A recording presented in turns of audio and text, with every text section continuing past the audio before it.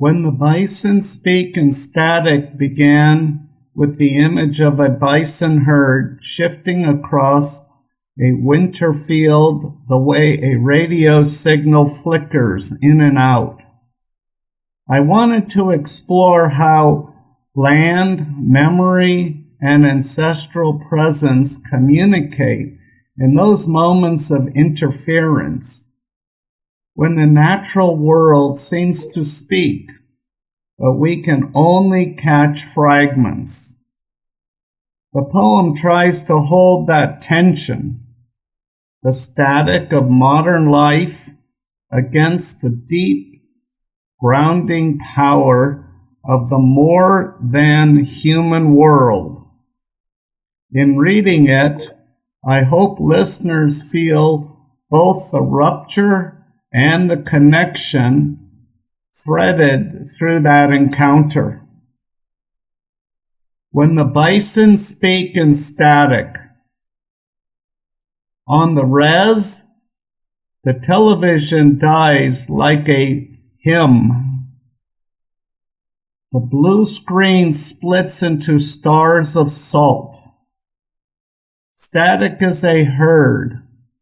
We press our faces close, and the hiss becomes hooves, low, ancestral, a thunder traveling through the bones of the trailer.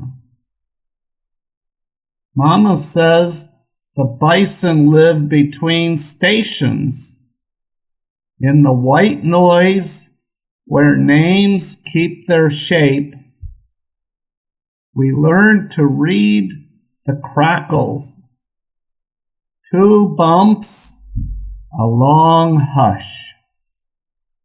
My name, the names of my grandmothers lost, the sound of a field that keeps remembering its own edges.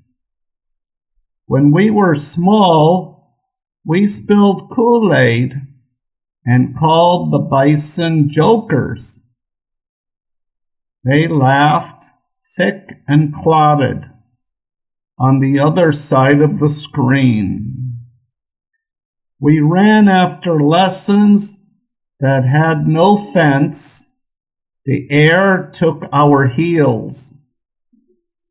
Later, in a city hospital, the monitors beep like distant hooves. At night, I press my ear to a plastic pulse and pretend the prairie is simply changing channels. Sometimes the static says, "Come home." Sometimes it says, "Stay." Either way, the herd walks through the scenes, through trailer scenes and hospital linoleum.